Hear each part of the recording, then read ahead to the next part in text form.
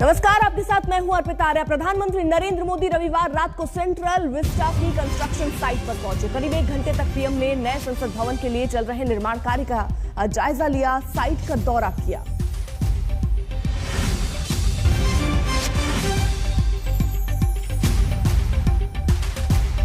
तो पीएम ने नए संसद भवन निर्माण कार्य का जायजा लिया। ऐसा कोई भी कार्यक्रम प्रधानमंत्री नरेंद्र मोदी का नहीं था। प्रधानमंत्री नरेंद्र मोदी ने ये औचक निरीक्षण किया। सेंट्रल विस्टा की कंस्ट्रक्शन साइट पर वो पहुंचे और वहां पर उन्होंने जायजा लिया कि किस तरीके से अभी कार्य जो है वो आगे बढ़ रहा है। काफी देर वो वहां रुके, वहां के इंजीनियर्स और वहां पर मौजूद लोगों से उन्होंने बात की और प्रोजेक्ट के बारे में और डिटेल से जाना।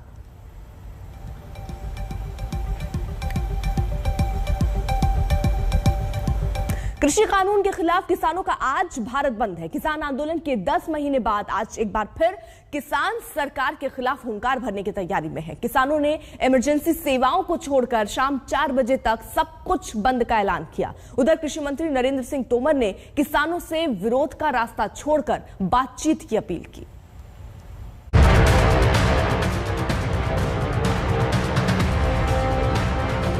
आंदोलन जब तक चलेगा, जब तक ये कानून वापसी नहीं होगा, एमएसपी पे गारंटी कानून नहीं मिलेगा, ये आंदोलन जब तक चलेगा। आंदोलन का रास्ता छोड़कर वार्ता का रास्ता अपनाएं।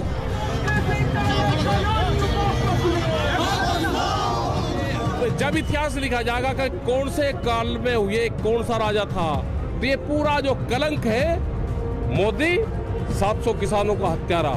अगर उन्हें लगता है कोई बात बची है तो जरूर सरकार बात करेगी। कृषि कानूनों के खिलाफ किसानों का हल्ला बोल जारी है। आंदोलन के 10 महीने बाद किसान अब सरकार से आर पार की मूड में आ गए हैं। इसी लड़ाई में किसानों ने आज फिर से भारत बंद किया है। बंद को सफल बनाने के लिए किसानों ने पूरी तैयारी कर ली है।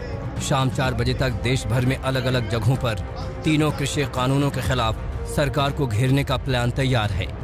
किसानों ने साफ साफ कहा है कि एम्बुलेंस और इमरजेंसी सेवा को छोड़कर देश में आज पूरी तरह से चक्का जाम रहेगा।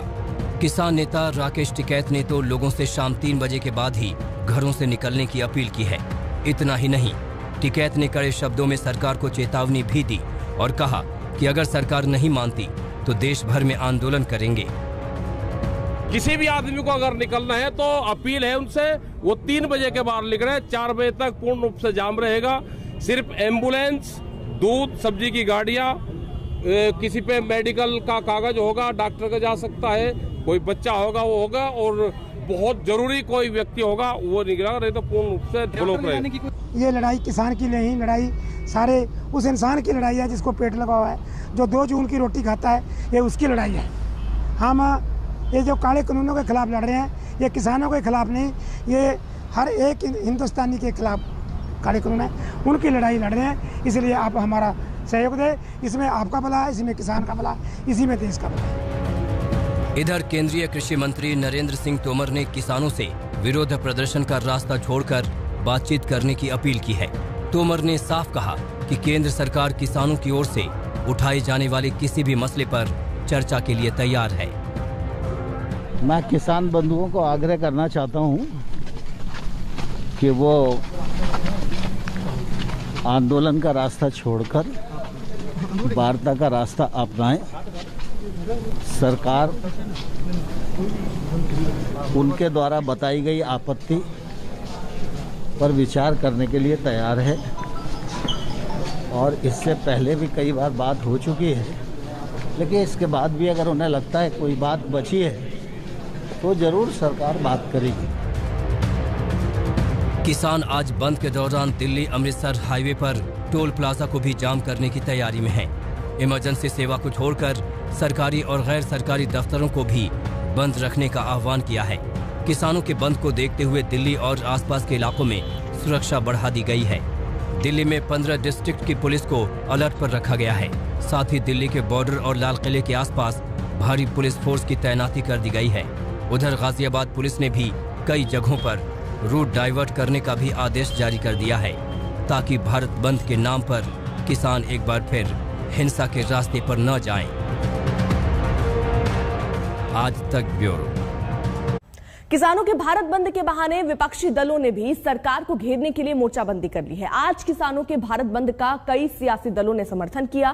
किसानों के समर्थन में आए विपक्षी दलों ने कृषि कानूनों को तुरंत रद्द करने की मांग की है। आम आदमी पार्टी खेती आंदोलन ਨੂੰ अपना पूर्ण समर्थन ਦਿੰਦੀ है। भारत बंद का सारी पार्टियां महागठबंधन की समर्थन करेंगी। हमारे कार्यकर्ता इस बंद में शामिल होंगे पूरे महाराष्ट्र में। किसानों के भारत बंद को विपक्षी दलों ने भी खुल्लम खुल्ला समर्थन किया है। विपक्षी दल भी अब कृषि कानूनों के खिलाफ किसानों की जंग में पूरी तरह साथ आ गए हैं।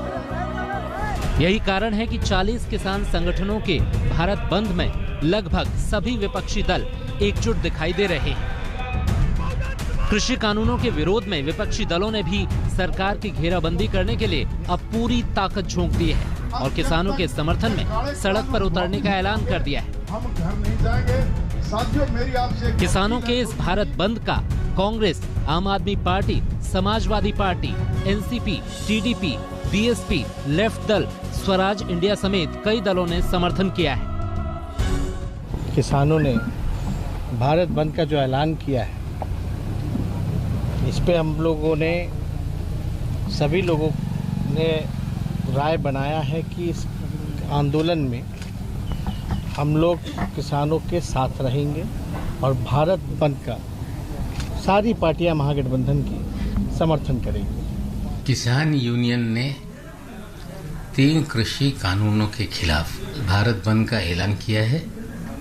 राष्ट्रवादी कांग्रेस पार्टी ने उन्हें समर्थन दिया है। हमारे कार्यकर्ता इस बंद में शामिल होंगे पूरे महाराष्ट्र में। आम आदमी पार्टी खेती अंदोलन ਨੂੰ अपना पूर्ण समर्थन ਦਿੰਦੀ ਹੈ ਤੇ हर मोर्चे 'ਚ डट के किसान आंदोलन ਦੇ हक 'ਚ आवाज उठाती रहेगी। किसानों के भारत बंद के बहाने और तीनों कृषि कानूनों को लेकर बीएसपी सुप्रीमो मायावती ने भी सरकार पर हमला बोला और आज के बंद का समर्थन किया। मायावती ने ट्वीट कर लिखा, केंद्र सरकार की ओर से जल्दबाजी में बनाए गए 3 कृषि कानूनों से असहमत और दुखी देश के किसान इनकी वापसी की मांग को लेकर लगभग 10 महीने से पूरे देश और खासकर दिल्ली के आसपास राज्यों में तीव्र आंदोलित हैं और भारत बंद का आह्वान किया है, जिसके शांतिपूर्ण आयोजन को बीएसपी का समर्थन है। किसानों के भारत बंद को देखते हुए हरियाणा सरकार ने भी पूरी तैयारी कर ली है। मुख्यमंत्री मनोहर लाल खट्टर और गृह मंत्री अनिल विज ने साफ शब्दों में कहा कि बंद के बहाने किसी तरह की अराजकता नहीं फैलने देंगे। देखिए, अब लोकतंत्र है, इसमें हर कोई अपने तरीके से आंदोलन का जो रुपये खराब नहीं होते वो सब करते ही हैं। शांतिपूर्वक चले, हमको कोई दिक्कत नहीं है। वैसे मैं अपील करूंगा कि लोग अपने कामों पर रहें और कोई किसी के साथ जबरदस्ती नहीं की जाएगी। भारत बंद की कॉल उन्होंने दे रखी है और हमारा उनसे यही कहना है कि आम आदमी को दिक्कत ना हो। तीनों कृषि कानूनों के खिलाफ दिल्ली में अलग अलग बॉर्डर पर पिछले 10 महीनों से किसानों का आंदोलन जारी है। किसानों और सरकार के बीच कई दौर की बातचीत भी हो चुकी है, लेकिन 26 जनवरी को दिल्ली में हुई हिंसक घटना के बाद से ये बातचीत बंद हो गई। सरकार कानूनों में संशोधन करने के लिए भी तैयार है, लेकिन आंदोलनकारी किसान तीनों कृषि कानूनों की वापसी पर अड़े हैं। ऐसे में अब किसानों ने आंदोलन को और तेज कर दिया है, जिसका खुलेआम समर्थन विपक्षी दल भी कर रहे हैं। आज तक ब्यूरो। आखिरकार कल वो दिन आ ही गया जब यूपी में एक लंबे मंथन के बाद योगी सरकार में नए मंत्रियों को शामिल किया गया। यूपी में अगले साल होने वाले विधानसभा चुनावों पर विशेष ध्यान रखते हुए योगी सरकार की मंत्रिमंडल में 7 नए चेहरों को जगह मिली है और इन नए चेहरों में सबसे खास नाम है जितिन प्रसाद। हम आपको बताते हैं कि इस मंत्रिमंडल विस्तार के आखिरकार मायने क्या हैं। मैं जितिन प्रसाद ईश्वर की शपथ लेता हूँ। मैं छत्रपाल सिंह गंगवार ईश्वर की शपथ लेता हूँ। मैं डॉक्टर संगीता बलवंत ईश्वर की शपथ लेती हूँ। मैं दिनेश खटीक ईश्वर की शपथ लेता हूँ। यूपी के जिस बड़े सियासी बदलाव की तैयारी कई महीनों से चल रही थी, वो नए मंत्रियों की शपथ के साथ संपन्न हो गया है। योगी आदित्यनाथ ने बदलाव के साथ अपनी कैबिनेट का चुनावी मेकअप भी कर दिया है। मैं भारत की प्रभुता और अखंडता अक्षुण्ण रखूंगी। नए मंत्रियों ने शपथ संविधान की ली है, लेकिन इसके साथ अपने मन में 2022 में बीजेपी को जीत दिलाने की कसम भी खाई है। मैं उत्तर प्रदेश राज्य के मंत्री के रूप में अपने कर्तव्यों का श्रद्धापूर्वक और शुद्ध अंतःकरण से निर्वहन करूंगा। चुनाव में अब सिर्फ 6 महीने का वक्त बचा है, इसीलिए बीजेपी जातीय समीकरण के सियासी शॉट से यूपी विधानसभा का फाइनल मैच जीतना चाहती है। इसके लिए जातीय समीकरण संतुलन को ध्यान में रखकर कैबिनेट में जगह दी गई है, ताकि यूपी की सोशल इंजीनियरिंग से जीत का रास्ता तय किया जाए। तौर से जो हमारे आज 7 मंत्रिपरिषद के साथियों ने शपथ ली है, उसमें समाज के उन हिस्सों से आने वाले जिनको कभी कोई नहीं पूछता था, भारतीय जनता पार्टी ने उनको सम्मान दिया है, उनको स्थान दिया है, उनको मंत्रिपरिषद में जगह दिया है। सरकार की शुरू से नियत रही है समय समय पर सभी पक्षों को सभी के लिए काम करना, सबका साथ सबका विकास के आधार पर सरकार का संचालन रहा है।